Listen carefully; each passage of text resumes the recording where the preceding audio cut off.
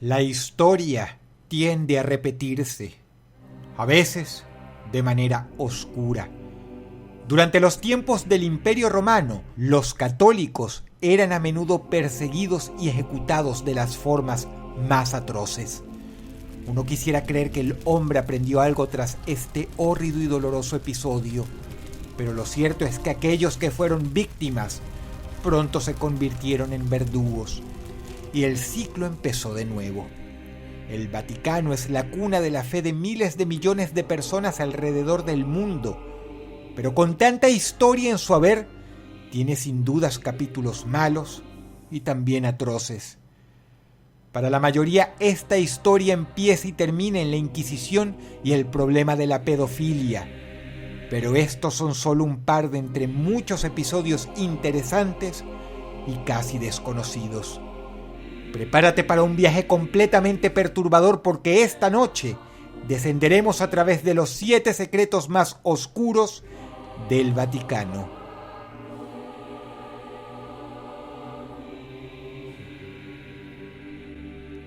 Número 7. Un castrato o castrati, cuando se habla en plural, era un tipo de artista muy especial que solo podía existir en los viejos tiempos, pues hoy día sería todo un escándalo. El porqué es tan doloroso como simple. Los castrati eran personas a quienes de niño se les sometía a una castración, es decir, se les cortaban los testículos, con la finalidad de que conservaran por siempre una voz aguda y delicada que sirviera para cantar temas, a menudo religiosos, con el que deleitaban a nobles, reyes y autoridades eclesiásticas. Para que te hagas una idea, de fondo estás escuchando a un cantante lírico llamado Alessandro Moreschi, el último castrato de la historia. Antaño había toda una delegación vaticana que iba de ciudad en ciudad y de pueblo en pueblo, pagando buenas cantidades de dinero a los padres de todo aquel niño que supiera cantar bien. No solo para llevárselos a un estricto conservatorio y entrenarlos en este arte, sino además para someterlos a una castración. Obviamente, esto era visto como un salvajismo, incluso en aquellos tiempos.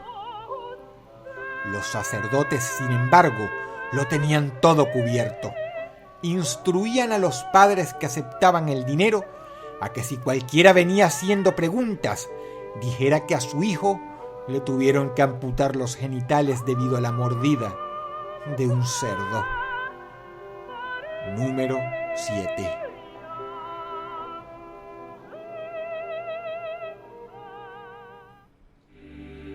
Número 6. Muchos creen que el marketing es, entre comillas, un invento del siglo XX, pero se equivocan. En un sentido más abstracto y arcaico, el marketing es casi tan viejo como la civilización y la política. En la era medieval u oscurantista, la Iglesia y otros poderes bajo esta abogaban por mantener al grueso de la población lo más ignorante posible, pues habían comprendido algo de lo que lamentablemente los mandamases todavía sacan provecho hoy día. Una persona ignorante es fácil de controlar, y un método increíblemente efectivo con el que el Vaticano atraía nuevos adeptos era con estas bellísimas vidrieras.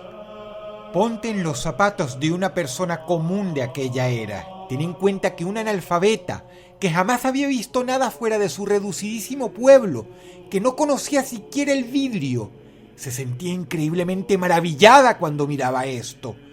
Y ni hablar de cuando pasaban a través los rayos del sol. El Vaticano encargó cientos de miles de estas vidrieras, no porque sintieran especial favoritismo por este arte, sino porque lo usaban en los templos a modo de venderle más fácilmente al pueblo la idea de un paraíso, de una vida sin carencias ni límites. Aunque no lo creas, Estas vidrieras eran un poderosísimo producto de marketing de entonces. Número 6. Número 5. Cuando se habla de los secretos y los escándalos del Vaticano, se tiende a revivir antiguos eventos históricos. Pero, ¿qué hay de las cosas más recientes? En lo que compete al puesto número 5 de este top, el nexo de la Iglesia con organizaciones del crimen, como la Cosa Nostra, entre otras, son un secreto a viva voz. Incontables pruebas de tolerancia vaticana y conveniente acción de mirar a otro lado son más que conocidos y bien documentados. Tanto ha sido así que se sabe que el crimen organizado tiene sus tentáculos bien entrelazados con el Banco del Vaticano. Y si tenemos en cuenta que hablamos de organizaciones que extorsionan, asesinan, promueven la prostitución y en muchos casos el narcotráfico, es más que obvio porque esto es un lamentable escándalo. En tiempos recientes se ha visto un esfuerzo de los miembros más altos de la cúpula vaticana por deshacerse de este romance con el crimen organizado. Pero del dicho al hecho, número 5.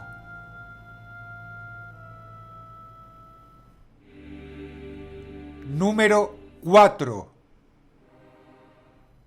No todo tiene que ser necesariamente oscuro. El Vaticano también guarda secretos tragicómicos que te pueden hacer sonreír. La siguiente alegación puede prestarse a discusión, pero pasa que según muchos entendidos, este fue el más grande artista de la historia. Fue arquitecto, pintor y escultor. Y en todas esas disciplinas excedió de tal manera que incluso en pleno Renacimiento, periodo histórico que parió a varios de los artistas más importantes en la historia, nadie igualó a Miguel Ángel. Estamos hablando del hombre que ideó y pintó la Capilla Sixtina, el cuadro de la creación de Adán, y también esculpió esto. Sé que cada cosa que apareció en pantalla la reconociste. Considera que todo eso es obra de la cabeza y mano de una sola persona. Pero había un detalle que hoy para nosotros no es un problema, pero en aquel entonces sí. Miguel Ángel era homosexual, y no precisamente un homosexual discreto. Era amanerado y del tipo escandaloso. Para dorar a la píldora, también tenía carácter de artista, pero lo salvaba el hecho de que era Miguel Ángel, el más grande, el creador de obras dedicadas a la iglesia tan maravillosas que hoy, a más de 451 años de su muerte, reconoces. Ahora, por otro lado, tenemos que el Papa era Giuliano della Rovere, nombre del pontífice Julio II, conocido como el Guerrero, no tanto por su pasado como por su mal carácter. Te podrás imaginar que a todo el mundo se le ponían los pelos como escarpias cuando Julio II, un burócrata con temperamento, y Miguel Ángel, un artista con carácter, estaban en el mismo cuarto. Era una cosa más o menos así. Pero lo lindo de esta historia es que aunque no lo creas, ambos eran muy buenos amigos. Hay quienes creían que se odiaban, pero no, se estimaban muchísimo. Y obvio, Julio II podía haber sido muchas cosas, pero jamás un tonto. Él sabía muy bien la condición sexual de Miguel Ángel, y eso no impidió que lo defendiera muchas veces y le sacara las castañas del fuego otras tantas. Y no pienses mal, Julio II era heterosexual. Simplemente, ambos eran amigos.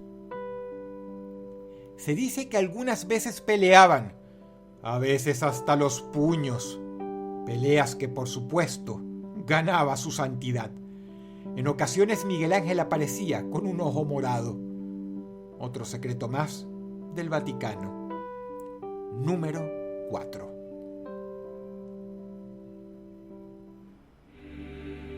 Número 3. Muy como decir tortura china. El término tortura medieval está cargado de mucha simbología. La razón es simple. Se relaciona directamente con la Inquisición. El escrito del Papa Inocencio IV lo estipula muy bien. Si la tortura es apropiada para aquel que rompe las leyes del hombre, entonces es más apropiada aún para aquel que rompe las leyes de Dios. Es por eso que la Santa Inquisición tiene una connotación muy oscura, porque fue una de las primeras veces en la historia de la humanidad en que la tortura se estudió, perfeccionó e incluso se convirtió en una suerte de arte. Ora para hacer padecer a un desgraciado los peores tormentos, ora para sacar alguna confesión. Y muchas de ellas, como la privación del sueño, la tortura psicológica o incluso el conocido waterboarding, son usadas hoy día en versiones más modernas por las milicias de algunos países. Pero si todas esas cosas tuvieran copyright, le pertenecerían al Vaticano.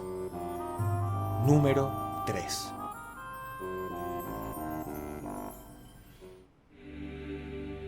Número 2. Es obvio que siendo una de las instituciones más antiguas del mundo, la Iglesia haya tenido trifulcas internas. El problema es que hubo tiempos en que el Vaticano tuvo modos bastante duros de lidiar con estos problemas.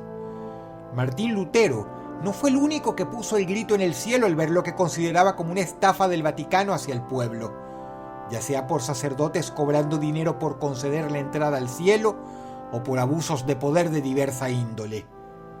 Católicos muy amados por sus comunidades, como John Wycliffe, sacerdotes como Jan Hus, o personas como William Tyndale, culpados simplemente por traducir la Biblia al inglés para que su pueblo pudiera leer la palabra de Cristo, fueron todos mandados a matar de maneras atroces por el Vaticano. Número 2.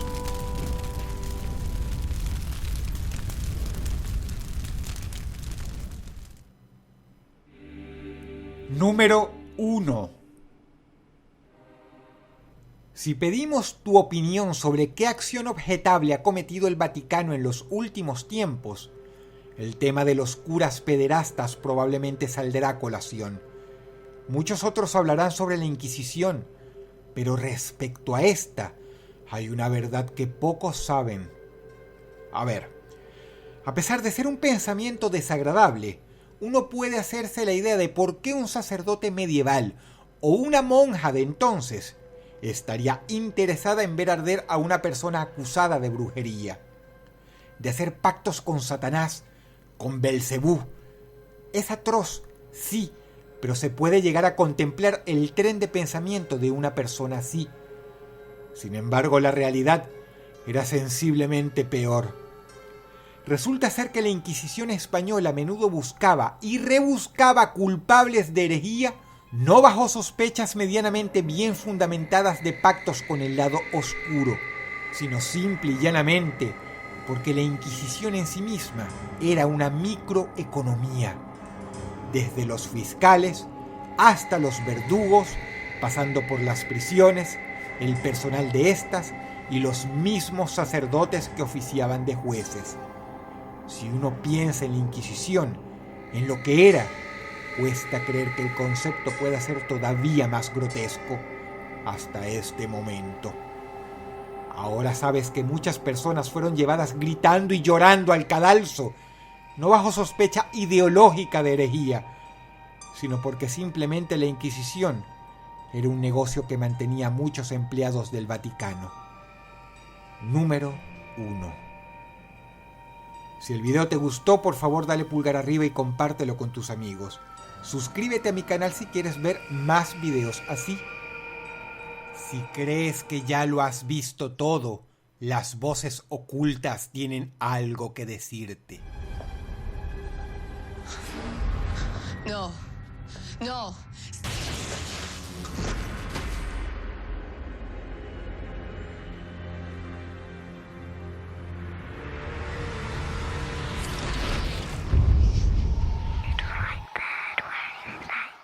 Añádete a mis redes sociales dándome like en Facebook y siguiéndome en Twitter e Instagram para estar en contacto.